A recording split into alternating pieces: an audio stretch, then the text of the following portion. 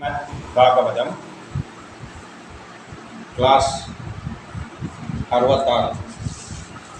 നമ്മളിന്ന് നോക്കുന്നത് സ്കന്ധം 4-ലെ 4-ാമത്തെ അധ്യായമാണ്. ഇതിൽ ഭർത്താവിനെ ധിക്കരിച്ചിട്ട് സതി യജ്ഞത്തിന് പോവുകയാണ്. കഥയെല്ലാവർക്കും അറിയുന്നതുകൊണ്ട് പെട്ടെന്ന് അതിലേക്ക് കിടക്കാം. പക്ഷേ സയൻസിലൂടെ വരുമ്പോൾ ചെറിയ വ്യാഖ്യാനങ്ങൾ നൽകേണ്ടതായിട്ട് വരും. അപ്പോൾ അത് അവിടെ നൽകാം. ഇപ്പോൾ 1 മൈത്രേയൻ പറയുകയാണ്,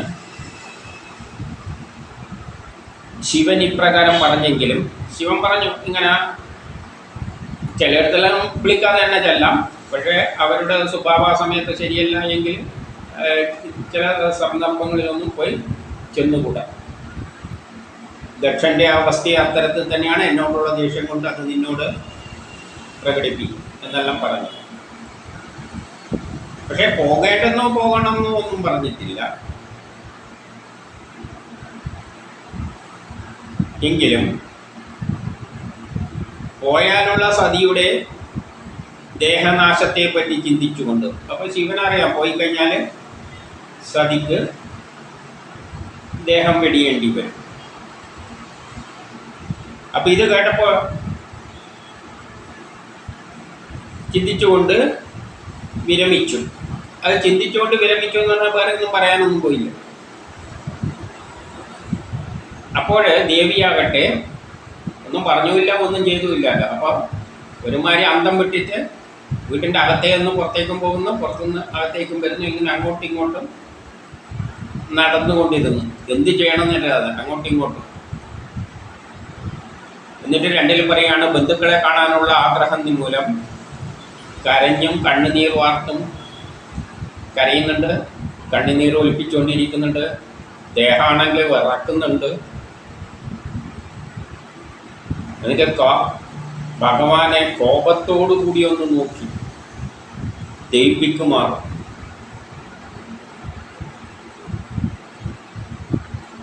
അപ്പോൾ ദേഷ്യം കൊണ്ട് കൊടുന്ന് പറഞ്ഞിരുന്ന വലിയ കുഴപ്പമില്ലായിരുന്നു, അത് പറഞ്ഞില്ല. അത് ദേഷ്യത്തോടുകൂടി ഒന്ന് നോക്കി. ഈ നോക്കൽ എന്ന് പറയുന്ന വാക്കെല്ലാം വരുമ്പോൾ ഈ കണ്ണുമായിട്ട് ബന്ധപ്പെട്ട് നമ്മൾ ചിന്തിച്ചു പോകണം. അപ്പം ഭർത്താവ് എന്ന നിലയിൽ ഭാര്യ ഭർത്താവ്, ന്യൂക്ലിയസും ഇലക്ട്രോണും ആകർഷണമുണ്ട്. അപ്പം പോകാൻ ഒരു തടസ്സം അവിടെ ഉണ്ട്. ഭർത്താവ് ഒരിക്കലും ന്യൂക്ലിയസ് ഒരിക്കലും പോകണമെന്ന് പറയില്ല. പോകണമെന്ന് പറയുന്നത് ഈ ദക്ഷനായ ഓർബിറ്റാണ്. ഓർബിറ്റിലാണ് 8 8അല്ലെങ്കിൽ ഒന്നിക്ക് പോയിക്കോളൂ, അല്ലെങ്കിൽ വേറെ ഇങ്ങോട്ട് അതിട്ട് 8 അതാണ് ദക്ഷനാണ് ഇതിൻ്റെ താല്പര്യം. അല്ലാതെ ഭർത്താവാകുന്ന ന്യൂക്ലിയസിന് ഇലക്ട്രോണിന് സ്നേഹമാണുള്ളത്, അതുകൊണ്ട് പോകുന്ന ഇഷ്ടമല്ല. പക്ഷേ ഇലക്ട്രോണിനാണെങ്കിൽ കുറേ സ്വാതന്ത്ര്യമല്ല. ഇപ്പം ഭർത്താവും ഭാര്യ എത്ര സ്നേഹമുള്ള ഭർത്താവും ഭാര്യയും തമ്മിലാണെങ്കിലും ചിലപ്പോഴെല്ലാം അവർക്ക് ഇഷ്ടംമാരിയുള്ള നടക്കേണ്ടത് ഞാൻ നേരത്തെ പറഞ്ഞ മാതിരി ഒരു സ്വാതന്ത്ര്യം എന്നത് ഒരു വേറൊരു ഘടകമാണ്. അമ്മാരിക്ക് സതിക്കാണെങ്കിലൊന്ന് പോകണമെന്നല്ല ഉണ്ട്, പോയേ പറ്റൂ എന്നുള്ളത്. എന്നിട്ടോ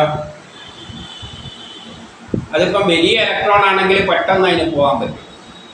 കാരണം ഇലക്ട്രോൺ ഏറ്റവും പുറത്ത് ഓർബിറ്റ് ആണെങ്കിൽ ഇലക്ട്രോണെ പിടിച്ചു വെക്കാനുള്ള ശക്തിയൊന്നും ന്യൂക്ലിയസിൻ്റെ. അങ്ങനെയുള്ള സ്ഥലത്തിൽ ഇലക്ട്രോൺ പുറത്തുള്ള ഓർബിറ്റിലെ ഇലക്ട്രോൺ പെട്ടെന്ന്, അതുകൊണ്ടാണ് ദക്ഷൻ എന്ന് പറയുന്നത് ഏറ്റവും ദൂരെയുള്ള. ഈ ക്ലാസ്സിലെ പിൻബെഞ്ചിലെ കുട്ടികളുടെ കാര്യം പറഞ്ഞല്ലോ. വലിയ ക്ലാസ് ആണെങ്കിൽ പിൻബെഞ്ചിലുള്ള കുട്ടികൾക്ക് പെട്ടെന്ന് ഇറങ്ങിയിട്ട് ജനലിലൂട്ടിയാലും പോയിട്ട് സിനിമക്ക് പോയെന്ന് വരും.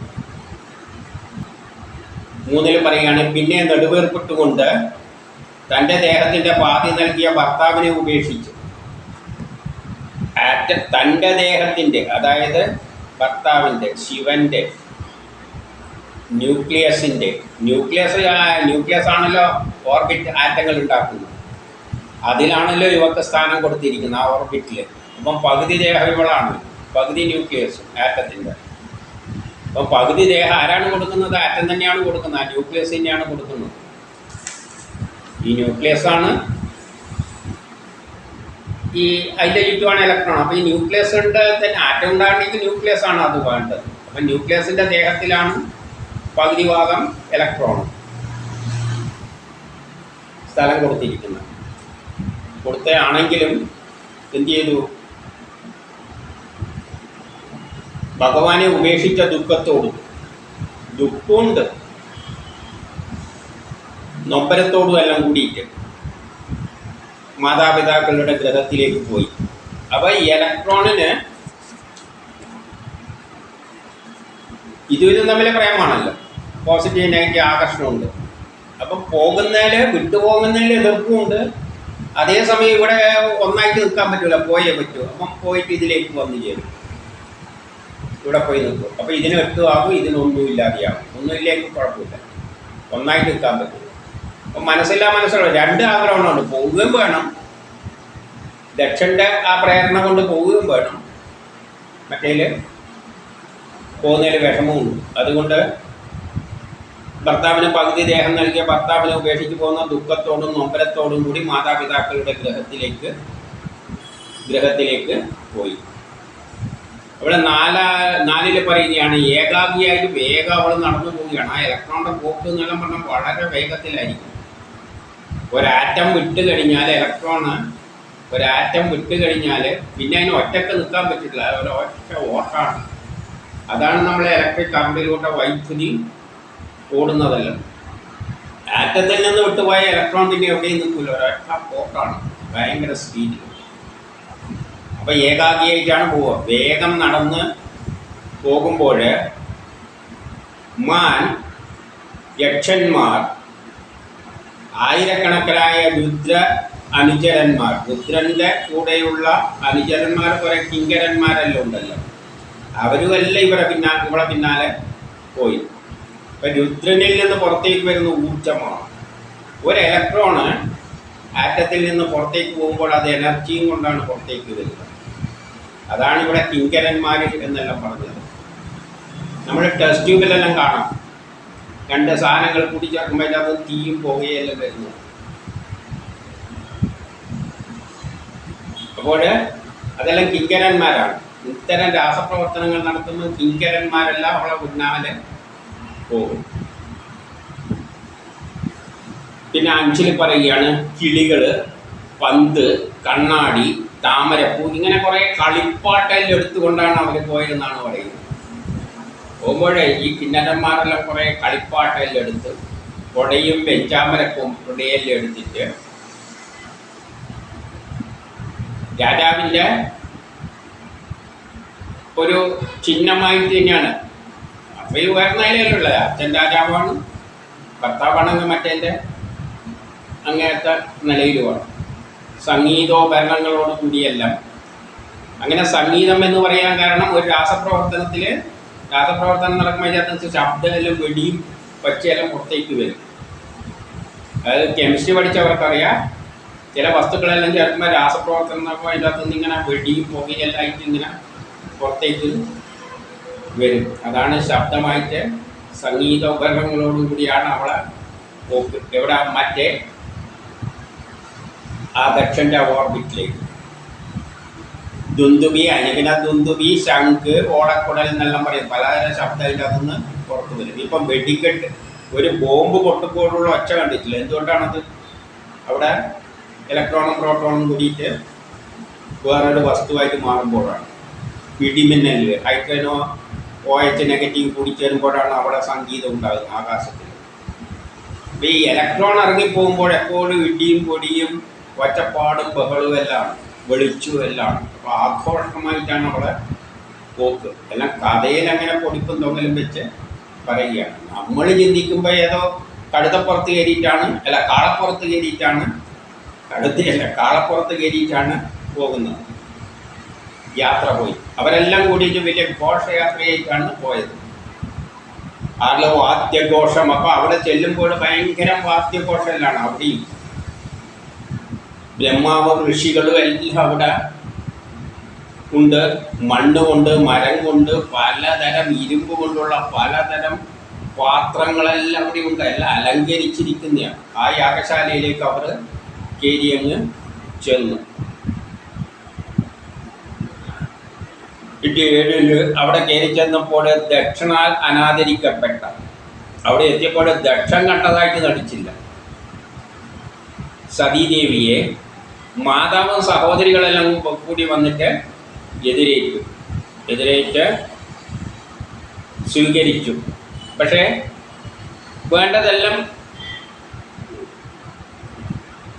മാതാവും സഹോദരിമാരും മാത്രമേ വന്നുള്ളൂ. ബാക്കി അവിടെ കൂടിയിരുന്നവരൊന്നും കണ്ടില്ല എന്ന് വിളിച്ചു. കാരണം ആരെ പേടിച്ചിട്ട്? ദക്ഷനെ പേടിച്ചിട്ട്. അമ്മയും സഹോദരിമാരും മാത്രമേ വന്നുള്ളൂ. ബാക്കിയുള്ള ദേവന്മാരും എല്ലാം ഉണ്ടല്ലോ, കണ്ടമാന ആൾക്കാർ അവിടെ ഉണ്ടല്ലോ. അവരൊന്നും കണ്ടമായി കഴിച്ചില്ല. കാരണം ദക്ഷനവിടെ ഉണ്ടല്ലോ, ഭയങ്കര കോപിഷ്ടമായിട്ട്. അദ്ദേഹത്തിൻ്റെ കോപത്തെ പറ്റി നല്ലോണം അറിയാം. അവിടെ കണ്ടതായിട്ട് നടിച്ചില്ല. പക്ഷെ മാതാപിതാക്കൾ സഹോദരങ്ങളെല്ലാം പ്രേമായ ആ ഒരു സ്നേഹം കൊണ്ട് അവളെയെല്ലാം കെട്ടിപ്പുണർന്നു. കെട്ടിൽ പറയാണ് കുശലാന്വേഷണങ്ങൾ എങ്ങനെ അസുഖം തന്നെയോ ഇതെല്ലാം ചോദിച്ചു. ഇതെല്ലാം കഥയിലാണ്, അല്ല ഇലക്ട്രോണിനോടല്ല ഇത് സുഖം ചോദിക്കാൻ. ആദരപൂർവ്വം അവളെ സ്വീകരിച്ചു ഇരുത്താൻ ശ്രമിച്ചപ്പോൾ അച്ഛൻ മാത്രം പ്രതികരിക്കാതെ കൊണ്ട് അവൾ എന്ത് ചെയ്തു? അവൾ അതൊന്നും ആ ആചാരങ്ങളൊന്നും സ്വീകരിച്ചില്ല. 9 രുദ്രന് ആവിർഭാഗമില്ലാത്ത ആ യാഗത്തിൽ, സാധാരണ ഒരു യാഗം നടക്കുമ്പോൾ അതിൽ കുറേ ഭാഗമെല്ലാം ആർക്കാണ് സമർപ്പിക്കുന്നത്? ദേവഗണങ്ങൾക്കാണ് സമർപ്പിക്കുന്നത്. നമ്മൾ എന്തൊക്കെ അഗ്നിയെല്ലാം കൊടുക്കുന്നുണ്ടെങ്കിൽ, പാല് കൊടുക്കുന്നുണ്ടെങ്കിൽ, എന്തൊക്കെ ഒരു രാസപ്രവർത്തനത്തിൽ എന്തെങ്കിലും വസ്തുക്കളെല്ലാം കൊടുക്കുമ്പോൾ അത് ആർക്കാണ് കൊടുക്കുന്നത്? ദക്ഷനും അവിടെ നിൽക്കുന്ന പുറത്തുള്ള എല്ലാത്തിനും അല്ലാതെ അതിൻ്റെ അകത്തുള്ള ന്യൂക്ലിയസിന് കൊടുക്കുന്നില്ല. അതൊരു ശാപം നേരത്തെ പറഞ്ഞു വെച്ചിട്ടുണ്ടെങ്കിലും കെമിസ്ട്രി അറിയുന്നവർക്കറിയാം, ന്യൂക്ലിയസ് ഒന്നും എടുക്കുകയോ കൊടുക്കുകയോ ചെയ്യുന്നില്ല. അപ്പം ഏത് പ്രപഞ്ചം ആറ്റങ്ങൾ കൂടി ചേർന്നിട്ട് ഈ പ്രപഞ്ചത്തിൽ എന്തെല്ലാം ഉണ്ടായിട്ടുണ്ടെങ്കിലും ന്യൂക്ലിയസ് ആകുന്ന രുദ്രൻ അവിടെ മിണ്ടാണ്ടിരിക്കുകയുള്ളൂ. കൊടുക്കുന്നതൊന്നും കൊടുക്കുകയില്ല, അങ്ങോട്ട് കൊടുക്കുകയില്ല, എടുക്കുകയില്ല. അങ്ങനെ ന്യൂട്രലായിട്ട് നിൽക്കുകയും ചെയ്യുള്ളൂ. രസതന്ത്രം പഠിച്ചവർക്ക് അറിയാം. അതുകൊണ്ട് ഇവിടെ കഥയിലെന്ത് പറയുന്നു? ആവിർഭാവങ്ങളൊന്നും ലഭിക്കാത്ത ആ യാഗത്തിൽ പിതാവിനാൽ ചെയ്യപ്പെട്ട അനാദരവിനാൽ അപമാനിതായ അവൾ ലോകത്തെ ദഹിപ്പിക്കുവാൻ തക്കവണ്ണം കോപിച്ചു. അവർക്ക് ദേഷ്യം വന്നു. ഭർത്താവിന് യാഗത്തിൽ ഒരു സംഗതിയും കൊടുക്കുന്നില്ല. യാഗത്തിലല്ലേ ഈ ദക്ഷനും പാർട്ടികളും ഇലക്ട്രോണും മറ്റേ ഇവരെല്ലാം പങ്കെടുക്കുന്നത്. അതുകൊണ്ട് ഭർത്താവിനെ അവഹേളിച്ചതും അവർക്കുണ്ടായ അവഹേളനവും എല്ലാം വെച്ചുകൊണ്ട് അവർക്ക് ഭയങ്കര ലോകത്തെ ഞെട്ടിക്കുന്ന തരത്തിൽ കോപിഷ്ഠയായി മാറി എന്ന് പറയുകയാണ്. ഉദാഹരണമായിട്ട് ഒരു ടെസ്റ്റ് ട്യൂബിൽ ഒരു ആസിഡും ഒരു ബേസും കൂടി അങ്ങ് ഒഴിക്കുമ്പോൾ നമുക്കറിയാം എന്താണ് അതിൻ്റെ അകത്തുനിന്ന് കോപം ഉണ്ടാകുന്നതെന്നെല്ലാം നമുക്കറിയാം. ഏതോ ഒരു സിനിമയിൽ, യക്ഷി എന്ന സിനിമയിൽ ടെസ്റ്റ് ട്യൂബിൽ നിന്ന് പൊട്ടിത്തെറിച്ചിട്ടാണ് മുഖമെല്ലാം വികൃതമായിട്ടെല്ലാം കണ്ടിട്ടില്ല. ഈ ബോംബ് തന്നെ ഒരു രാസപ്രവർത്തനമല്ല.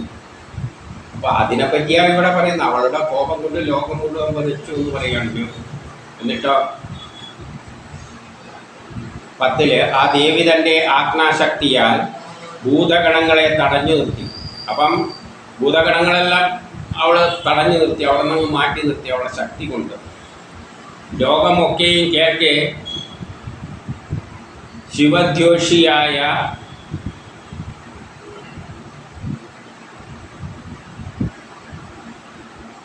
ശിവനെ ദ്വേഷിച്ചത് കൊണ്ടുള്ള കോപം കൊണ്ട്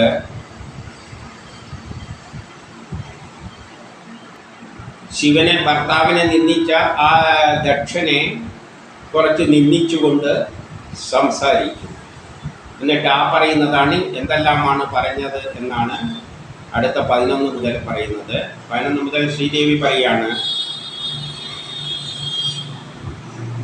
യാതൊരാൾക്ക് തന്നിൽ കവിഞ്ഞ് ഈ ലോകത്തിൽ വേറെ ഒന്നും തന്നെ ഇല്ലയോ. അപ്പോൾ ശിവന്റെ ഭർത്താവിൻ്റെ മഹത്വം പറയുകയാണ്. ആ രുദ്രനിലൂടെയാണ് ഈ പ്രപഞ്ചം മുഴുവൻ ഉണ്ടായിരിക്കുന്നത്. ഈ ലോകം ഉണ്ടായിരിക്കുന്ന മുഴുവൻ ആറ്റത്തിലൂടെയാണ്. ആറ്റത്തിൻ്റെ പ്രധാനം ശിവനാണ്. അപ്പോൾ ലോകത്തിൽ അതല്ലാതെ വേറെ ഒന്നുമില്ല. അങ്ങനെയും വലിയതാണ് ഈ ശിവൻ. പിന്നെയോ ആത്മാവായി എല്ലാറ്റിലും കുടികൊള്ളുന്ന ഈ പ്രപഞ്ചത്തിൽ എന്തെല്ലാം വസ്തു ഉണ്ടോ അതിലെല്ലാം കയറി നോക്കിക്കഴിഞ്ഞാൽ കാണാൻ പോകുന്നത് എന്താണ്?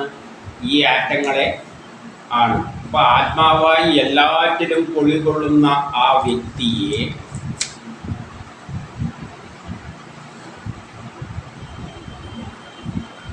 ആ ശക്തിയുടെ വേറൊരു പ്രത്യേകത പറയാണ്, ആ ശക്തിക്ക് എന്തില്ല? ആരോടും പ്രിയവുമില്ല, ശത്രുവുമില്ല. ന്യൂക്ലിയസ് ഒന്നിലും പങ്കെടുക്കില്ല എന്ന് നേരത്തെ പറഞ്ഞു കഴിഞ്ഞു. അതങ്ങനെ നടുവിൽ ചുമ്മാ നിൽക്കുകയും ചെയ്യും. അതിന് ആരോട് ശത്രുവില്ല, മിത്രവുമില്ല, ആരോടും വിദ്വേഷവുമില്ല, സ്നേഹവുമില്ല.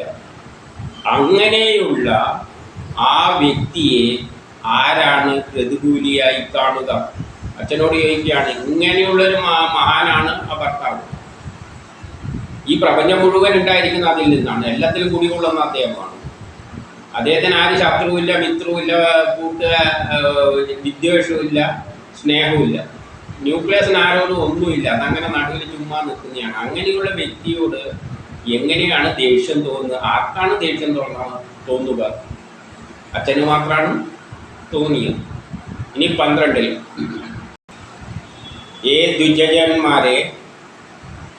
ദ്വിജന്മാരെ അതായത് 2 ജന്മമുള്ളവരെ, കാരണം ഇവരെല്ലാം 2 ജന്മമുള്ളതാണ്. ഈ ആറ്റത്തിൽ നിന്നുണ്ടായിരിക്കുന്നതാണ് ബാക്കി പ്രപഞ്ചത്തിലുള്ള എല്ലാം തന്നെ.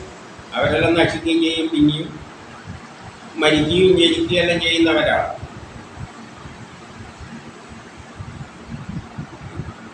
അങ്ങയെപ്പോലുള്ള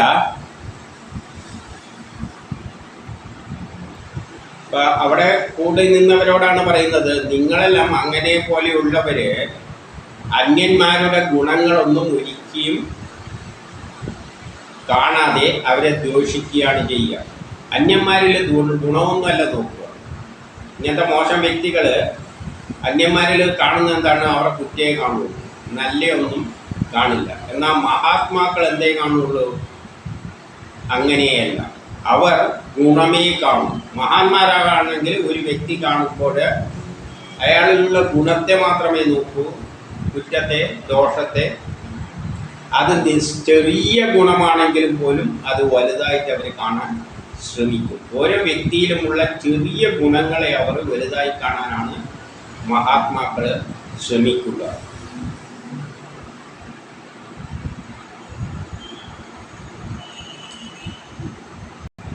അങ്ങനെയുള്ള ഒരു വിശിഷ്ട വ്യക്തിയാണ് ഈ ആര്? ശിവൻ. അങ്ങെന്താണ് കണ്ടത്? ദോഷമേ കണ്ടുള്ളൂ, ദോഷത്തെയേ കണ്ടുള്ളൂ. അത് പറഞ്ഞിട്ട് കാര്യമില്ല, അങ്ങേരെ സ്വഭാവത്തിൻ്റെ കുഴപ്പമാണ്.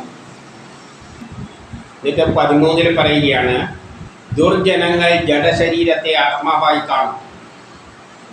ദുർജനങ്ങൾ, മോശം ആൾക്കാർ ശരീരത്തെയാണ് ജഡമായി കാണുന്നത്. അതുകൊണ്ടാണ് ശരീരത്തിൻ്റെ കുറ്റം പറഞ്ഞത്. കുളിക്കാതവ, മുടി ഇങ്ങനെ വറുത്തിട്ടിരിക്കുന്ന മറ്റേവൻ, ഭസ്മം വാരി തേച്ചവൻ, അതിൻ്റെ അകത്തുള്ള ആത്മാവിനെ കാണില്ല. യഥാർത്ഥത്തിൽ ഒരു വ്യക്തി എന്ന് പറയുന്നത് അവൻ്റെ ഈ ശരീരമല്ല, അവൻ്റെ ആത്മാവാണ്. പക്ഷെ ഇവരെല്ലാം ഭൗതികവാദികളാണ്.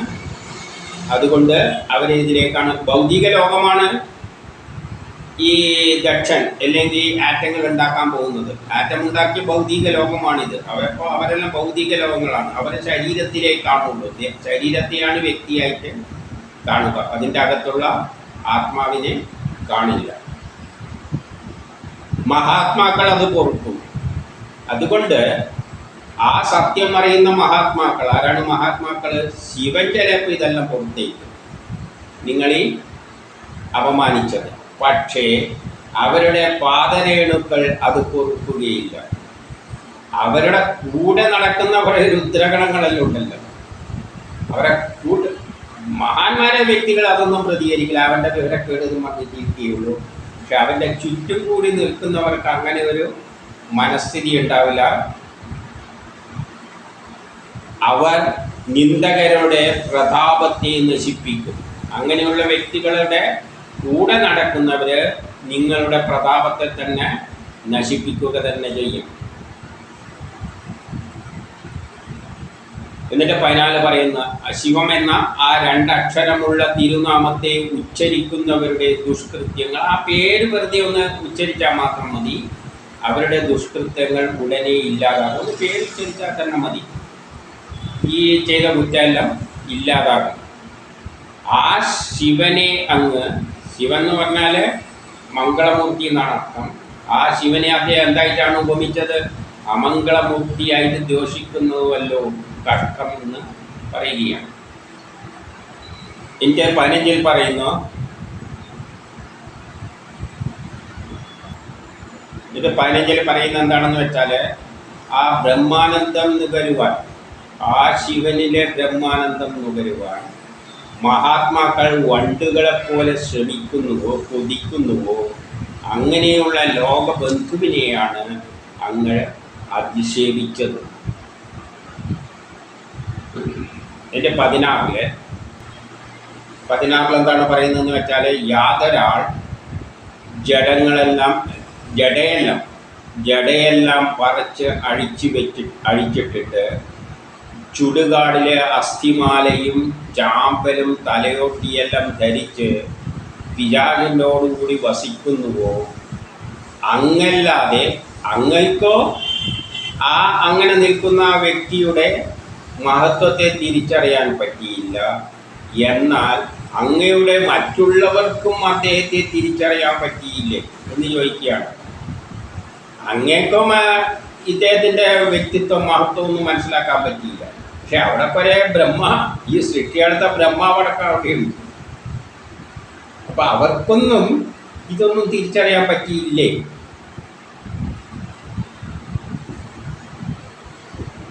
എന്നിട്ട് എന്ത് പറയുന്നു? ബ്രഹ്മാവടക്കമുള്ള മറ്റുള്ളവർ എന്താണ് ചെയ്യുന്നത്? അവിടെ ബ്രഹ്മാവടക്കലിൽ ഇരിക്കുന്നുണ്ട്. അവരൊന്നും ഒരക്ഷരം മിണ്ടാതെ അങ്ങേരെ കാൽക്കീഴിലെ പൊടിയെടുത്തിട്ട് വലിയ ദിവ്യമാണെന്ന് വെച്ചിട്ട് അത് ശിരസിൽ ധരിച്ചുകൊണ്ടിരിക്കുകയാണ്. അവിടെ ഒന്നും മിണ്ടാതെ അങ്ങേരെ ഭയന്നിട്ട് അദ്ദേഹത്തിൻ്റെ കാൽക്കടിയിലുള്ള പൊടി ശിരസിൽ വഹിച്ചുകൊണ്ടിരിക്കുകയാണ്. ആരെ? ദക്ഷൻ്റെ. അപ്പം ഇവർക്കൊന്നും മനസ്സിലായില്ലേ ഈ ശിവന്റെ മഹാത്മ്യത്തെ പറ്റി. ഇനി 17 പറയാണ്, ധർമ്മ സംരക്ഷകനായ മഹേശ്വരനെ മോശം ആളുകൾ അധിക്ഷേപിക്കുമ്പോൾ, ധർമ്മ സംരക്ഷകനാണ് ഈ ശിവൻ.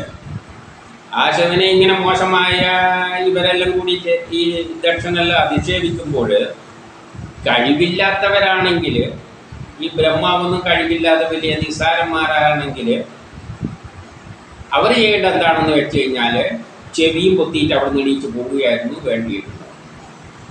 ചെവിയും പൊത്തിക്കൊണ്ട് കേൾക്കാതിരിക്കുകയായിരുന്നു വേണ്ടത്. അതൊന്നും ഇവർ ചെയ്തിട്ടില്ല. വല്ല കഴിവുള്ളവരാണെങ്കിൽ എന്ത് ചെയ്യണമായിരുന്നു? ആ നാവ് തന്നെ വലിച്ച് പറച്ചെടുത്തിട്ട് പിന്നെ സ്വന്തം ജീവിതം തന്നെ അങ്ങ് നശിപ്പിക്കുകയാണ് ശരിയായ കർമ്മം. അപ്പം കഴിവുണ്ടെങ്കിൽ, പ്രതികരിക്കാൻ കഴിവുണ്ടെങ്കിൽ, ഇങ്ങനെ മാന്യന്മാരെ അവഹേളിക്കുന്നവരെ എന്ത് വേണം? അവരെ നാവ് പിടിച്ചെടുത്തിട്ട് അർത്തിട്ട് എന്ത് ചെയ്യണം? പിന്നെ സ്വയം അങ്ങ് ഇല്ലാതാക്കണം.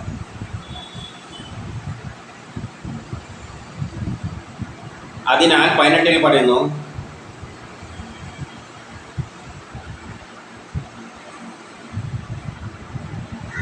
അതുകൊണ്ട് അങ്ങ് നിന്ദിച്ചത് കൊണ്ട് അങ്ങയുടെ ശരീരത്തിൽ നിന്നും ജനിച്ച എനിക്ക് ലഭിച്ച ഈ ശരീരത്തെ ഞാനിനി ചുമക്കുന്നില്ല. അങ്ങാണ് ശിവനെ ഇത്രയും മഹാനായ ആളെ എന്ത് ചെയ്തത്? അപമാനിച്ചത്. അതുകൊണ്ട് തന്നെ അങ്ങിൽ നിന്നാണ്, അച്ഛനിൽ നിന്നാണ് ഈ ശരീരം എനിക്ക് കിട്ടിയിരിക്കുന്നത്. അതുകൊണ്ട് ആ ശരീരം ഞാൻ എന്ത് ചെയ്യുന്നില്ല? ചുമക്കുന്നില്ല. ഇനി ചുമക്കാൻ ഉദ്ദേശിക്കുന്നില്ല. കാരണം അബദ്ധത്തിൽ വല്ല മോശം ഭക്ഷണവും കഴിച്ചാൽ എന്താണ് ചെയ്യാനുള്ളത്? ഛർദ്ദിച്ച് കളയുക മാത്രമേ പരിഹാരമുള്ളൂ. എന്തെങ്കിലും ഭക്ഷണം അബദ്ധത്തിൽ അങ്ങ് വയറ്റിൽ പോയാൽ, മോശം ഭക്ഷണം ചെന്ന് പോയാൽ ചെയ്യണം നമുക്ക് ഛർദ്ദിച്ച് കളയുക, വേണ്ടാന്ന് വെക്കും. അതുകൊണ്ട് ഈ ശരീരം ഞാൻ എന്ത് ചെയ്യാൻ പോവുകയാണ്? കളയാൻ പോവുകയാണ്. അതേ പരിഹാരമായിട്ടുള്ളൂ. അതിൻ്റെ 19 പറയുകയാണ്, 2 തരം മനുഷ്യരെ പറ്റി പറയുകയാണ്. ആത്മസ്വരൂപത്തിൽ ലയിച്ച മുനിയുടെ ബുദ്ധി ഏതെങ്കിലും ഒരു വ്യക്തി ബ്രഹ്മസാക്ഷാത്കാരം സന്യാസം സ്വീകരിച്ചുകൊണ്ട് ബ്രഹ്മസാക്ഷാത്കാരത്തിന് പോയുന്ന ഒരു മുനി, ബ്രഹ്മമേ ശരണമെന്ന് വെച്ച് ബ്രഹ്മത്തിൽ ലയിക്കാൻ പോകുന്ന ഒരു വ്യക്തി വേദങ്ങളിൽ അനുവർത്തിക്കുകയില്ല. പിന്നെ അവർ വേദമൊന്നും എടുത്ത് വായിക്കാൻ ശ്രമിക്കില്ല, വേദം പഠിപ്പിക്കാനും നടക്കില്ല. പഠിപ്പിക്കാൻ അവർ ഈ നാടുമായിട്ട് ഒരു ബന്ധമില്ലാതെ പോകുന്നവരാണ്. പിന്നീട് പഠിപ്പിക്കുന്നത് അവർക്ക് പിന്നെ വേദവും വേണ്ട. കാരണം വേദം എന്ന് പറഞ്ഞാൽ ഭൗതിക ലോകവുമായിട്ട് ബന്ധപ്പെട്ട കാര്യങ്ങളാണ്. ഇലക്ട്രോണിക്സും ഫിസിക്സും കെമിസ്ട്രി എല്ലാം വേദത്തിലുള്ളത്. പ്രപഞ്ചത്തിൻ്റെ ഭൗതിക ലോകത്തിൻ്റെ കാര്യങ്ങളാണ് വേദത്തിലുള്ളത്. ഇതെല്ലാം വിട്ടുപോകുന്ന ഒരു വ്യക്തി ഈ ഭൗതിക കാര്യങ്ങൾ അടങ്ങിയ വേദത്തെ സ്വീകരിക്കില്ല. കാരണം രണ്ട് കൂട്ടരും രണ്ട് വഴിക്കാണ് സഞ്ചരിക്കുന്നത്. അപ്പം ആത്മീയവാദികളും വേദവാദികളും രണ്ട് വഴിക്കാണ് സഞ്ചരിക്കുന്നത്. വേദവാദികൾ എന്ന് പറഞ്ഞാൽ വേദത്തിൽ മുഴുവൻ മോഡേൺ സയൻസാണ്, ആധുനിക ലോകം സൃഷ്ടിക്കേണ്ട കാര്യങ്ങളെല്ലാം പ്രപഞ്ച രഹസ്യമാണ്. അപ്പോൾ അവർ സുഖഭോഗ ഭൗതിക ലോകത്തിൽ അങ്ങനെ ജീവിച്ച് അത് ഉപയോഗിച്ചു കൊണ്ടുപോകും. ആത്മീയവാദികൾ ഇതെല്ലാം വിട്ടിട്ട് ബ്രഹ്മം ഒന്നിലും താല്പര്യമില്ലാതെ ബ്രഹ്മമേ ശരണം എന്ന നിലയിൽ നിൽക്കും. അങ്ങനെയാണ് ആര് നിൽക്കുന്നത്? ന്യൂക്ലിയസ് നിൽക്കുന്നത്.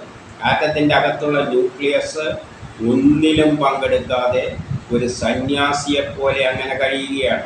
അങ്ങേർക്ക് ഈ ദക്ഷൻ്റെ കാര്യമൊന്നും ചിന്തിക്കണം. അങ്ങനെ സംബന്ധിച്ചിട്ട് എല്ലാം ബ്രഹ്മമാണ്.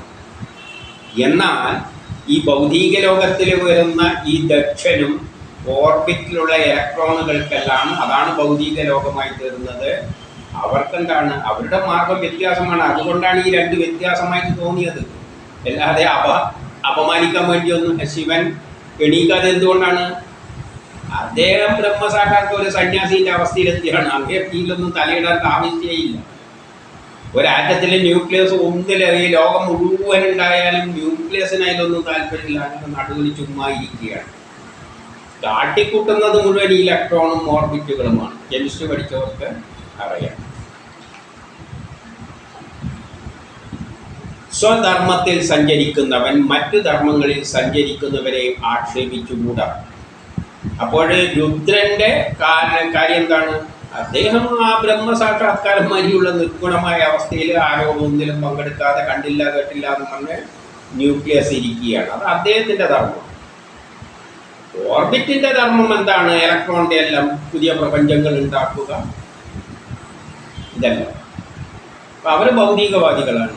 അവരവരുടെ കർമ്മം നോക്കി നടക്കുക, അല്ലാതെ മറ്റവരുടെ കാര്യം നോക്കേണ്ട ആവശ്യം ഉണ്ടായിരുന്നില്ല. ഇനി 20 കർമ്മത്തെ വേദത്തിൽ പ്രവൃത്തിരൂപം നിവൃത്തിരൂപം എന്നിങ്ങനെ രാഗം വൈരാഗ്യം എന്നീ രണ്ട് വിധത്തിൽ പറഞ്ഞിട്ടുണ്ട് എന്നത് സത്യം തന്നെ. വേദത്തിൽ എന്തുണ്ടപ്പോൾ? ഈ ഭൗതിക ലോകത്തിലെ എല്ലാ മോഡേൺ സയൻസുകളും ഉണ്ട്. അത് രാഗവുമായിട്ട് ബന്ധപ്പെട്ടതാണ്. എന്നാൽ ആത്മീയ തത്വവും അവിടെ പറഞ്ഞിട്ടുണ്ട്. ഇതിനെപ്പറ്റി രുദ്രനെപ്പറ്റിയും അല്ലെങ്കിൽ ബ്രഹ്മസാക്ഷാത്കാരം നേടാനുള്ള ഈ ഭൗതിക ലോകം വിട്ടുപോകേണ്ടവരുടെ കാര്യവും വേദത്തിൽ പറഞ്ഞിട്ടുണ്ട്. അത് ഏതിലൂടെയാണ്? വൈരാഗ്യത്തിലൂടെയാണ്. അപ്പോഴേ രാഗം അല്ലെങ്കിൽ പ്രപഞ്ച ഭൗതിക ലോകത്തിൽ ഈ പ്രപഞ്ച സൃഷ്ടിയായിട്ട് ബന്ധപ്പെട്ടുകൊണ്ട് കർമ്മം ചെയ്യിക്കാൻ ജനിച്ചവരെല്ലാം 99% അങ്ങനെയുള്ള ആൾക്കാരാണ്. അവരെന്ത് ചെയ്യുക? രാഗത്തിൻ്റെ പിന്നാലെ പോയിട്ട് വേദങ്ങൾ പഠിച്ചിട്ട് ശാസ്ത്രങ്ങൾ പഠിച്ചിട്ട് ലോക പുരോഗതിയിൽ പങ്കെടുക്കുക. വിരക്തി വന്നവർ എന്തിലേക്കും പോകട്ടെ, ബ്രഹ്മസാക്ഷാത്കാരം ഇതിലൊന്നും തലയിടാതെ അവർ പിന്നെ ആരെയും ബഹുമാനിക്കാനൊന്നും പോകുന്നില്ല. കണ്ടില്ല എന്ന് നടിച്ചുകൊണ്ട് പിശാചിൻ്റെ മാതിരി, നേരത്തെ പറഞ്ഞ മാതിരി തുടിയെല്ലാം പറിച്ചിട്ടിട്ട് ഒരുമാതിരി ഭ്രാന്തൻ്റെ മാതിരി നടുവിലിരിക്കും. എന്നിട്ട് എന്ത് പറയുന്നു? അത് രണ്ടും ഒരേ കർമ്മത്തിൽ ഒത്തുപോവില്ല. അതുകൊണ്ട് ആത്മീയതയും ഭൗതികതയും ഒത്തുപോകില്ല. പകുതി ആത്മീയതയും പകുതി ഭൗതികതയും പറഞ്ഞിട്ട് ഉള്ള ഒരു പരിപാടി ഇവിടെ ഇല്ല. നമ്മളെല്ലാം ആത്മീയവാദികളാണ് പറയുന്നത്. ഒരു ആത്മീയവാദിയല്ല, വട്ടപൂജ്യം ശുദ്ധമായ ഭൗതികവാദികൾ. സുഖത്തിന് വേണ്ടി അവനവൻ്റെ കാര്യം നോക്കി നടക്കുന്നവരെ. അവർക്ക് എന്ത് ഈശ്വരനുമായിട്ട് ബന്ധം? ഒരു കാര്യമില്ല. അവരവരുടെ കർമ്മം ചെയ്തിട്ട് പോവുക. നമ്മളെല്ലാം ആത്മീയവാദികൾ പറയുമോ ഞാൻ ഭയങ്കര ഈശ്വരഭക്തി. എന്ത് ഈശ്വരഭക്തി? അവനവൻ്റെ കാര്യത്തിന് പോയിട്ട് അവിടെ പോയി കൈക്കൂലിയും കൊടുത്തിട്ട് എന്തൊക്കെ കിട്ടുമെന്ന് വെച്ചിട്ടുള്ള മൂഢമായ വിശ്വാസം കൊണ്ട് നടക്കുന്നവർ. എന്തെല്ലോ അനാചാരങ്ങൾ കാട്ടിക്കൂട്ടുന്നവർ. ഇവിടെ എന്താണ് പറയുന്നത്? ആത്മീയവും ഭൗതികവും രണ്ടും ചേർന്ന് പോകില്ല. ഒന്നിക്ക് നിങ്ങൾ ഈ ഭൗതിക ലോകത്തിൽ ഈ ലോകത്തിൻ്റെ പുരോഗതിയിൽ പങ്കെടുത്തുകൊണ്ട് കിട്ടുന്ന ദുഃഖവും സുഖവും എല്ലാം അനുഭവിച്ചുകൊണ്ട് ജീവിച്ചു പോയിക്കൊള്ളുക. പിന്നെ ഈശ്വരനെ അങ്ങ് മറന്നേക്കുക. ഈശ്വരൻ്റെ കാര്യമൊന്നും വേണ്ട. പിന്നെ ഒന്ന് ചെയ്യാം, ഈശ്വരന് വേണ്ടിയാണ് എല്ലാം ചെയ്യുന്നതെന്ന് വെച്ചിട്ട് നിസ്വാർത്ഥ കർമ്മവും ചെയ്യാം. പറ്റുമെങ്കിൽ അതാണ് നല്ലത്. വേദം പറയുന്ന അതാണ്. എന്നാലും കർമ്മം ചെയ്തിട്ട് പോയിക്കൊള്ളുക. ഒന്നും പ്രതീക്ഷിക്കരുത്, ഒന്നും ചോദിക്കരുത്. അല്ലെങ്കിൽ വിരക്തി വന്നിട്ട് എല്ലാം ഇട്ടറിഞ്ഞിട്ട് വേദവും വേണ്ട സയൻസും വേണ്ട എന്ന് പറഞ്ഞുകൊണ്ട് ഒരു ഭ്രാന്തനെ പോലെ ഒറ്റക്കങ്ങ് പോയിക്കൊള്ളുക. എവിടെയെങ്കിലും വല്ല ഗുഹയിലും പോയിട്ട് ബ്രഹ്മസാക്ഷാത്കാരത്തിന് പോയി. അല്ലാതെ ഇത് രണ്ടും ഒന്നിച്ചു പോകുന്ന പരിപാടി ഇല്ല. അങ്ങനെ വിഭിന്നമായ രണ്ട് കർമ്മങ്ങളും സദാശിവനിൽ നിന്നും അന്യമാണ് താനും. ഈ രണ്ട് വഴിയിലേക്ക് പോകുന്നവരും സദാശിവനിലെത്തില്ല. സദാശിവനിലെത്തുമ്പോൾ എന്തേ പറ്റുന്നുള്ളൂ? പിന്നെ നിർഗുണമാണ്. രൂപവും ഭാവവും ഇല്ലാതെ ബ്രഹ്മസാക്ഷാത്കാരം നേടുമ്പോഴേക്ക് അതാണ് സച്ചിദാനന്ദൻ. അപ്പോൾ എന്തുണ്ട്? അതിന് പിന്നെ ഈ ലോകമായിട്ട് ഒരു ബന്ധവുമില്ല. പരമാനന്ദമായ ഒരു അവസ്ഥയിൽ അവൻ ബ്രഹ്മസാക്ഷാത്കാരം നേടും. അതുകൊണ്ട് 21 പറയുന്നു, അച്ഛാ, ഞങ്ങൾ നേടിയ നേട്ടങ്ങൾ നിങ്ങൾക്ക് ലഭിക്കില്ല.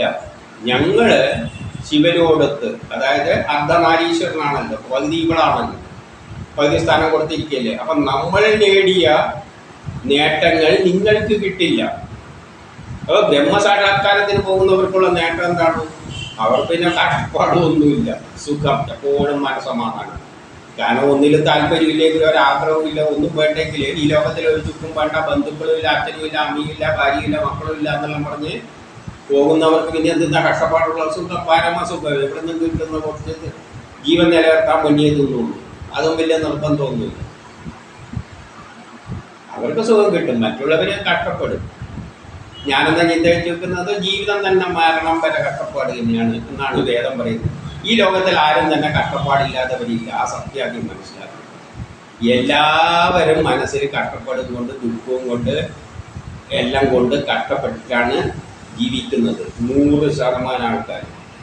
ശാശ്വതമായ സമാനം വേണ്ടെങ്കിൽ ഇത് വിട്ടെറിഞ്ഞിട്ട് പോയി പോകും.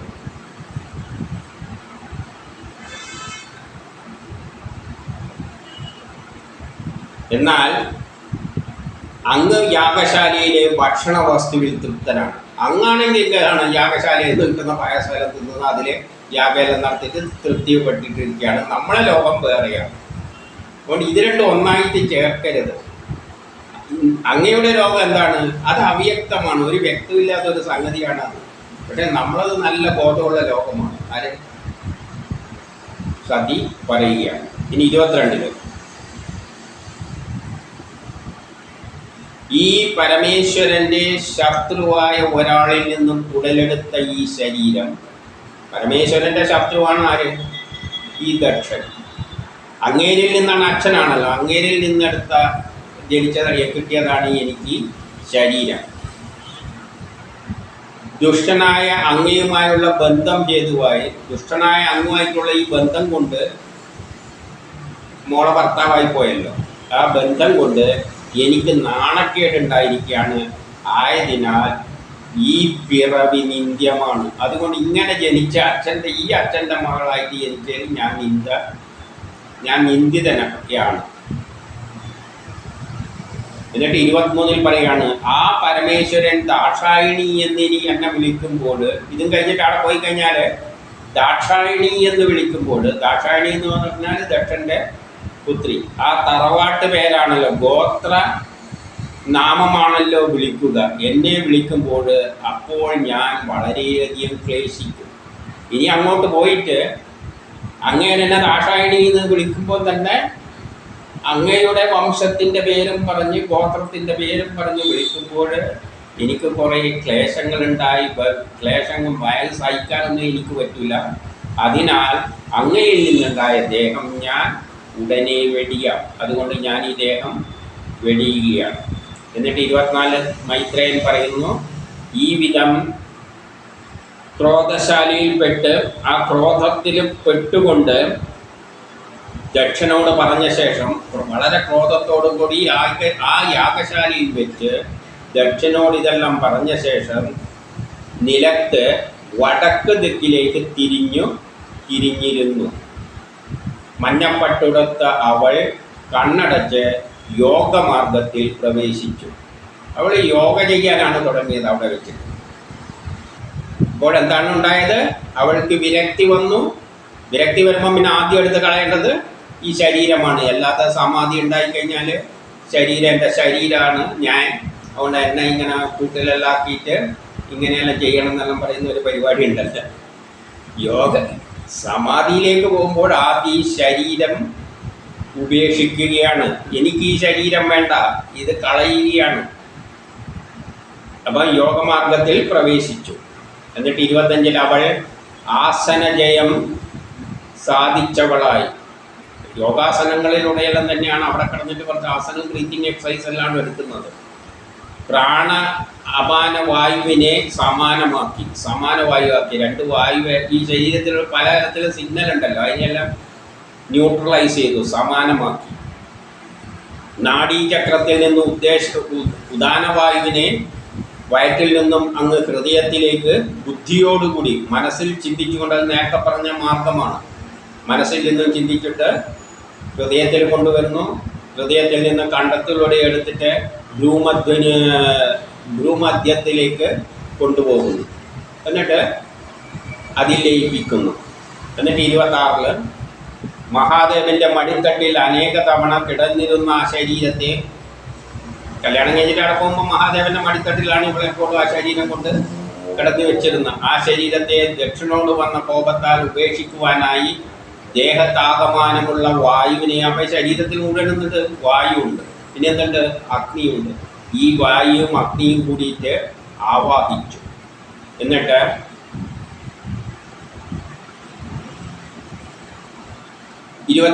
ചിത്തം, മനസ്സിനെ എന്ത് ചെയ്തു? ഇതല്ലേ യോഗാഭ്യാസത്തിൽ ചെയ്യുന്ന ബ്രഹ്മസാക്ഷാത്കാരത്തിനുള്ള വഴികളെ ഇവിടെ ചുരുക്കി ഒന്ന് പറയുകയാണ്. ഇവിടെ അതെല്ലാം അവിടെ ഇരുന്നിട്ട് ചെയ്തത് എത്ര സമയം ഇരുന്ന് ചെയ്യണം? ചില കഥയിൽ വരുമ്പോൾ ചുരുക്കിയിട്ട് ഇങ്ങനെയെല്ലാം അവൾ ഉപേക്ഷിച്ചെന്ന് പറയുകയാണ്. ഭർത്താവിൻ്റെ തൃപ്പാദത്തെ ധ്യാനിച്ചുകൊണ്ട് സമാധിയിൽ നിന്നുണ്ടായ അഗ്നിയിൽ കത്തിയെരിഞ്ഞു. അങ്ങനെ സമാധിയാകുമ്പോൾ അഗ്നി ഉണ്ടായിട്ട് കത്തിയെരിഞ്ഞു എന്നാണ് പറയുന്നത്. ആ ശരീരം അവിടെ വെച്ചിട്ട് ഇല്ലാതെയായി, നശിപ്പിച്ച് കളഞ്ഞ്. അല്ലാതെ ആ ശരീരം എടുത്തിട്ട് മറ്റേ സമാധിയാകുമ്പോൾ പിന്നെ ശരീരം കൊണ്ട് ഒരു പരിപാടിയല്ല, അതിനെ കളയലാണ് സമാധിയുടെ ലക്ഷ്യം. കാരണം ആത്മാവ് ബ്രഹ്മത്തിൽ പോയി ലയിച്ചു. ഇപ്പോൾ 28 അവിടെ കൂടിയിരുന്നവർ അപ്പോൾ അയ്യോ എന്നിങ്ങനെ ഒച്ചത്തിൽ നിലവിളിച്ചു. ആ ശബ്ദം ആകാശം ഭൂമികളെയെല്ലാം പ്രകമ്പനം, അവരുടെ ആ ശബ്ദം ആകാശം ഭൂമികളെയെല്ലാം പ്രകമ്പനം കൊള്ളിച്ചു. എന്നിട്ട് അവർ പറഞ്ഞു, മഹേശ്വരൻ്റെ പത്നിയായ സതീദേവി ദക്ഷിണാൽ പ്രകോപിതയായി ജീവൻ ഒടുത്തിയല്ലോ എന്ന് നിലവിളിക്കാൻ ആൾക്കാരെല്ലാം അവിടെ വെച്ച് നിലവിളിക്കാൻ തുടങ്ങി. അപ്പം അങ്ങനെ വരുമ്പോൾ ഇതിലേക്ക് പോകുമ്പോൾ ഇവിടെ ഈ ഇലക്ട്രോണ് ഈ ആറ്റത്തിൻ്റെ ഇവിടെ ഇരിക്കുന്ന ഒക്കാടത്തോളം കാലം ഇവർക്ക് വലിയ ബഹുമാനമാണ്, വലിയ ഡിമാൻഡാണ്. കാരണം പല ആറ്റങ്ങൾക്കും കുറവുണ്ട്, ഇതിൻ്റെ പിന്നാലെ നടക്കും. നമ്മളിപ്പോൾ ഒരു പെൺകുട്ടി ഉണ്ടെങ്കിൽ കല്യാണം കഴിക്കുന്നതിനെക്കാട്ടി മുമ്പിൽ കുറേ ആൾക്കാർ പയ്യന്മാരെല്ലാം അങ്ങനെ അവിടെ ഇവിടെയും വരും, പെണ്ണ് കാണാൻ വരും, പലവരും വരും, എല്ലാം ചെയ്യല്ല. അപ്പോൾ അവർക്കൊരു ഡിമാൻഡാണ്. കല്യാണം കഴിഞ്ഞ് കഴിഞ്ഞാലും അതെല്ലാം പോയി പിന്നെ എല്ലാ പെണ്ണന്മാരും ഒരു ഭാര്യയായി മാറും. ആറ്റത്തിൻ്റെ കാര്യത്തിലും ഈ ഇലക്ട്രോണ് വലിയ ഡിമാൻഡാണ്. പല ആറ്റങ്ങൾക്ക് അട്ടാക്കാൻ ഇല്ലാതെ കൊണ്ട് എല്ലാവരും വന്ന് ഇവിടെ ഈ ഇലക്ട്രോണിനെ സ്വീകരിക്കാൻ നടക്കും. മത്സരമായിരിക്കും, എങ്ങനെയൊക്കെ അതിനെ കിട്ടിയിട്ട് അട്ടാക്കാൻ പറ്റി. കാരണം അധികത്തിനും എത്തിയില്ല, അല്ല ഓടി നടക്കുകയാണ് ഇവിടെ നിന്ന് ഇലക്ട്രോൺ. അപ്പം ഇവർക്ക് വലിയ ഡിമാൻഡാണ്. പക്ഷേ ഈ ഇലക്ട്രോൺ ഇവിടെ നിന്ന് എന്താ പോവുകയാണ്, ഭർത്താവിനെ ഉപേക്ഷിച്ചിട്ട് ഈ ദക്ഷൻ്റെ ഓർബിറ്റിൽ നിന്ന് ഈ ദക്ഷൻ്റെ ഓർബിറ്റിലേക്ക് ഇവിടെ പോയി നിൽക്കുകയാണ്. ഇവിടെ നിൽക്കുമ്പോൾ ഇവിടെ എന്തായി? 8 ഇതിങ്ങനെ ചുറ്റിക്കൊണ്ടിരിക്കും. ഇവിടെ എത്തിക്കഴിഞ്ഞാൽ പിന്നെ ഇത് ഈ 7 ഇലക്ട്രോണിന് സമാനമായി മാറുകയാണ്. പിന്നെ അതിൻ്റെ ഗുണം നഷ്ടപ്പെട്ടു.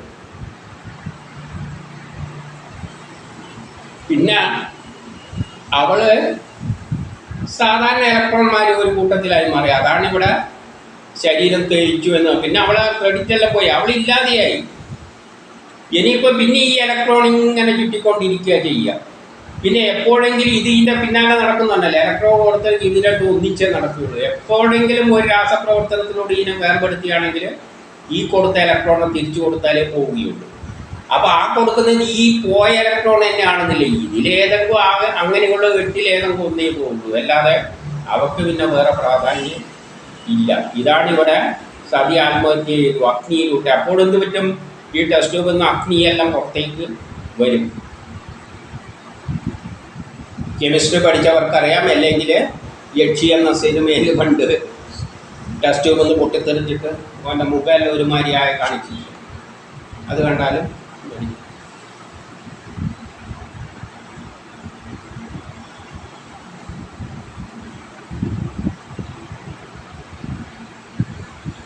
എന്നിട്ട് അവിടെ ഉള്ളവരെല്ലാം ഓരോന്ന് പറയാൻ തുടങ്ങി. ആ പറയുന്നതാണ് 29 പറയുന്നത്. എല്ലാ സ്ഥാവര ജംഗമങ്ങളുടെയും സന്താനമാകുന്ന സന്താനങ്ങളുടെ പിതാവായ അങ്ങ് ദക്ഷ പ്രജാപതി. ദക്ഷനാണ് ഈ ലോകത്തിലുള്ള എല്ലാ സ്ഥാവര ജംഗമ വസ്തുക്കളും എല്ലാം ഉണ്ടാക്കിയത്. അക്കൂട്ടത്തിലാണ് സതി കൂടി പറയാം. അപ്പൊ അങ്ങനെയുള്ള അത്രയും മഹാനായ ദക്ഷന്റെ ദുഷ്ടതയൊന്ന് നോക്കണേ. പുത്രി യാതൊരുവിനാൽ അപമാനിതയായി ജഡത്തെ വെടിഞ്ഞുപോ. ആ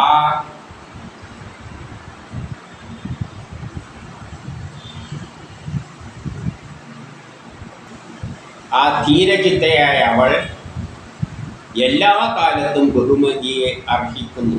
കാരണം അവളുടെ ആ ത്യാഗത്തിലൂടെയാണ് പ്രപഞ്ചത്തിലെ പുതിയ പുതിയ കർമ്മങ്ങളെല്ലാം. അപ്പോൾ ഇത്തരം വസ്തുക്കളെല്ലാം പ്രപഞ്ചത്തിൽ ഇത്തരം വസ്തുക്കൾ ഉപയോഗിച്ചിട്ടാണ് ബാക്കിയുള്ള പ്രപഞ്ചത്തിലുള്ള മറ്റുള്ള വസ്തുക്കളെല്ലാം നിർമ്മിക്കുന്നത്. അതുകൊണ്ട് അതൊരു വലിയ രാസപ്രവർത്തനം തന്നെയാണ്. ആസിഡും ബേസും ഇല്ലാതെ ഈ ലോകത്തിൽ ഒരു കർമ്മങ്ങളും അധിക കർമ്മങ്ങളും ആസിഡും ബേസും. നമ്മുടെ ശരീരത്തിൽ ഭക്ഷണം ദഹിക്കുന്നത് പോലും അവിടെ എന്തുണ്ട്? ഒരു ആസിഡുണ്ട്. അതിലെല്ലാം ഈ തത്വമാണ്, രസാന്തരത്തിൻ്റെ ഈ തത്വമാണുള്ളത്. ഇലക്ട്രോൺ ഒന്നിൽ നിന്ന് മറ്റൊന്നിലേക്ക് ഒരു വേറാറ്റത്തിലേക്ക് പോകും. ഇനി 30. ഈ ദക്ഷനാകട്ടെ സമൂഹ മധ്യത്തിൽ വലിയ അപകീർത്തിയിൽ അകപ്പെടുന്നതാണ്. ദക്ഷനെന്ന് സംഭവിക്കും? നാട്ടുകാരെല്ലാം പറയുകയാണ് ഇയാൾക്ക് വലിയ അപകീർത്തിയിൽ അകപ്പെടും. കാരണം ഈശ്വര വിദ്വേഷിയായ ഇയാൾക്ക് ഈശ്വരൻ എന്ന് പറയുമ്പോൾ ന്യൂക്ലിയസിനെയാണ് ചിന്തിക്കുന്നത്. അപ്പോൾ ഈശ്വര വിദ്വേഷിയായ ഇയാൾ തൻ്റെ തെറ്റിനാൽ മരണത്തിനൊരുങ്ങിയ പുത്രിയെ തടഞ്ഞില്ല. യഥാർത്ഥത്തിൽ മരിക്കരുതെന്ന് പറയണമായിരുന്നു അച്ഛൻ, അതുപോലും ചെയ്തില്ല. യഥാർത്ഥത്തിൽ ദക്ഷൻ തന്നെയാണല്ലോ മോള് നമ്മൾ ആറ്റത്തിൽ ഓർബിറ്റ് തന്നെയാണ് പറഞ്ഞ് മറ്റേലേക്ക് വിടുന്നത്. കാരണം ഒന്നായിട്ട് നിൽക്കാൻ പറ്റില്ല. അതുകൊണ്ട് ഒരു വേഗം വിടുന്ന സ്ഥലം കിട്ടുള്ളൂ ആ ഓർബിറ്റ്. വേറെ ഓർബിറ്റിൽ 7 ഉള്ളൂ, 8 ആക്കണം. അപ്പം പറയും ഇത് നീ ഇവിടെ നിന്നു. അപ്പോൾ അവിടെ ദക്ഷൻ അവിടെ 8 ആക്കുന്നു. അപ്പൊ കഥയിൽ ഇങ്ങനെയെല്ലാം പൊടിക്കുന്ന പോലും വെച്ച് പറയും. 31 ആളുകൾ ഇങ്ങനെ പറഞ്ഞു നിൽക്കെ ദേവിയുടെ പ്രാണത്യാഗം കണ്ട പാർഷദന്മാർ, അപ്പം കുറേ ഭൂതഗണങ്ങളെല്ലാം പിന്നാലെ വന്നിരുന്നുവല്ലോ, അവരെല്ലാം കണ്ടിട്ട് അവർ ദേഷ്യം പിടിച്ചിട്ട് ദക്ഷനെ കൊല്ലുവാൻ വേണ്ടി ആയുധങ്ങളുമായി എഴുന്നേറ്റു. അപ്പോഴും 32 പറയാണ് ഒരു രാസപ്രവർത്തനം നടക്കുമ്പോൾ അതിൽ നിന്ന് പലതരം ഊർജ്ജങ്ങളും വെളിച്ചങ്ങളും എല്ലാം പുറത്തേക്ക് വരും. അതിനായിട്ട് ഇതിനെ കണ്ടാണ്. അപ്പം 32 ചാടി വരുന്ന അവരെ കണ്ടിട്ട് മഹാനുഭാവനായ ഭൃഗുമുനി നേരത്തെ ശപിച്ച കക്ഷി എന്ത് ചെയ്തു? യാഗ വിഘ്നകാരികളുടെ നാശം വരുത്തുന്ന യജുർമന്ത്രത്താൽ, യജുർവേദ മന്ത്രം എന്ന് പറഞ്ഞാൽ യാഗങ്ങൾക്ക് തടസ്സം നിർത്തുന്നതിനെ ഇല്ലാതാക്കുക. അതാണ് വേദം. അതാണ് പ്രാക്ടിക്കലായിട്ടുള്ള സയൻസ് എന്ന് പറയുന്നത്. തത്വമേ ഉള്ളൂ. പ്രായോഗികമായി അതിനെ നടപ്പാക്കാൻ പ്രതിബന്ധങ്ങളെല്ലാം തടവുന്ന എന്ത് ചെയ്തിട്ട് ഹൈഡ്രജൻ ഓക്സിജനും കൂടി ആ വെള്ളം കിട്ടുമെന്ന് പറയാൻ സയൻസ് പറയും. പക്ഷേ അതിന് ഉണ്ടാക്കിയെടുക്കണമെങ്കിൽ ടെക്നോളജി ഉപയോഗിച്ചിട്ട് വലിയ പാടുണ്ട്. അതിനുള്ള ഉപകരണങ്ങളെല്ലാം ഉണ്ടാക്കി യവന്മാർ നിർബന്ധിച്ച് തടസ്സങ്ങളെല്ലാം മറികടന്നിട്ട് ഉണ്ടാക്കണം. അപ്പോൾ ടെക്നോളജി എന്ന് പറയുന്നത് ആപ്ലിക്കേഷനാണ്. അവിടെയാണ് ഇതെല്ലാം സയൻസിൽ പറയുന്ന കാര്യങ്ങൾ സാധിപ്പിച്ചെടുക്കുന്നത്. അതാണ് അഥർവവേദം. ഇവിടെ യജുർമന്ത്രത്തിൽ നിന്ന് പറയുന്നതിലും ഭൂമിയായിട്ട് ബന്ധപ്പെട്ട പ്രകടനങ്ങളെല്ലാം കാണുന്നതാണ് യജുർമന്ത്രം. ഋഗ്വേദം എന്ന് പറഞ്ഞാൽ പ്രപഞ്ചം മുഴുവനുള്ളതാണ്. യജുർമന്ത്രം എന്ന് പറയുന്നത് അതിലാണ് പ്രപഞ്ചം, നമ്മളെ ജീവിതം, ഭൂമിയിൽ നടക്കുന്ന സംഭവവികാസങ്ങളെയെല്ലാം പറ്റിയുള്ള കാര്യങ്ങൾ ഏറ്റവും കൂടുതലുള്ള സയൻസ് യജുർവേദത്തിലാണ്. അതിൽ കുറേ പ്രാക്ടിക്കലായ കാര്യങ്ങൾ കൂടിയും ഉണ്ട്. ഏറ്റവും പ്രാക്ടിക്കലായിട്ടുള്ളത് അഥർവവേദത്തിലാണ്. അപ്പോൾ ഇവിടെ യജുർമന്ത്രത്താൽ ദക്ഷിണാഗ്നിയിൽ ആഹൂതി ചെയ്തു. അവിടെ ആഹൂതി ചെയ്യുന്ന ആര്? ഭൃഗു. അപ്പം അങ്ങനെ അഗ്നിയിൽ ആഹൂതി ചെയ്തപ്പോൾ തപശക്തി കൊണ്ട് പണ്ട് ചന്ദ്രമണ്ഡലത്തിലേക്ക് പോയിരുന്ന ദേവന്മാരെല്ലാം ആയിരക്കണക്കിന് അവിടെ എത്തിച്ചേർന്നു എന്ന് പറയുകയാണ്. തീക്കൊള്ളിയും കൊണ്ടാണ് അവിടെ എത്തിച്ചേർന്നത്. തീക്കൊള്ളിയും കൊണ്ട് എന്ന് പറയുമ്പോൾ അവിടെ കുറേ ഈ രാസപ്രവർത്തനം നടക്കുമ്പോൾ മുഴുവൻ തീയും പുകയെല്ലാം വരും. ഓരോ രാസപ്രവർത്തനത്തിലും തീയും പുകയെല്ലാം. ഇപ്പം ഒരു പടക്കം പൊട്ടിക്കുക എന്ന് പറയുന്നത് തന്നെ ഒരു രാസപ്രവർത്തനമാണ് നടക്കുന്നത്. അപ്പോൾ ഒരു തൂളിയും പുകയും എല്ലാം പുറത്തേക്ക് വരുമല്ലോ. അതിവിടെ ചിത്രീകരിച്ചു എന്നേ ഉള്ളൂ. ഇപ്പം 34 എന്ത് പറയുന്നു? അപ്പോൾ രുദ്രൻ്റെ കൂടെ വന്ന പാർശ്വഗണങ്ങളെല്ലാം ഉണ്ടല്ലോ, പാർശ്വവർത്തികൾ. അവർ വന്നപ്പോഴെല്ലാം ഈ ഭൃഗുവിൻ്റെ അഗ്നിയിൽ നിന്നും പുറപ്പെട്ട ഈ തീയും പ്രകാശവും എല്ലാം കണ്ടപ്പോൾ അവരെല്ലാം പേടി ചോദിച്ചിട്ട് ഓടി ഒളിച്ചു എന്നാണ് പറയുന്നത്. അതോടുകൂടി ഈ അധ്യായം കഴിയുന്നു. ഇത്രയേ ഉള്ളൂ. ഇലക്ട്രോണ് ഒരു രാസപ്രവർത്തനത്തിലൂടെ ഇലക്ട്രോണ് മറ്റൊന്നുമായിട്ട് കൂടിച്ചേരുമ്പോൾ, വേറൊരു ആറ്റത്തിലേക്ക് പോകുമ്പോൾ പിന്നെ ആ ഇലക്ട്രോണിൻ്റെ പ്രശസ്തി നശിച്ചു. അതാണ് സതി ദേഹത്യാഗം ചെയ്തു എന്ന് പറഞ്ഞാൽ. അപ്പോൾ ആ രാസപ്രവർത്തനത്തിൽ നിന്നും, ടെസ്റ്റ് ട്യൂബിൽ നിന്നും, ആ രാസപ്രവർത്തനം നടക്കുന്ന പാത്രത്തിൽ നിന്നെല്ലാം അഗ്നിയും വെളിച്ചവും എല്ലാം പുറത്തേക്ക് വരാൻ തുടങ്ങും. അതിനെ ജസ്റ്റ് ഒന്ന് സൂചിപ്പിക്കുകയേ ഉള്ളൂ. അതിൻ്റെ വലിയൊരു വിവരണമാണ് ശിവൻ പിന്നെ അടുത്തതിൽ ഒരു വലിയ യുദ്ധം അവിടെ നടക്കുന്നതായിട്ട് ചിത്രീകരിക്കുന്നത്. ടെസ്റ്റ് ട്യൂബിൽ വെച്ച് നടക്കുന്ന യുദ്ധം എന്നെല്ലാം പറഞ്ഞാൽ ഭയങ്കരമാണ്. ഇപ്പം ബോംബെല്ലാം പൊട്ടിച്ചാൽ കിട്ടുന്ന അതെല്ലാം രാസപ്രവർത്തനങ്ങൾ തന്നെയാണ്. അതിൽ നിന്നെല്ലാം വരുന്നത് വലിയൊരു സംഹാര താണ്ഡവം തന്നെയാണ്. അതിനെപ്പറ്റിയെല്ലാമാണ് ഇനി അടുത്ത അധ്യായത്തിൽ.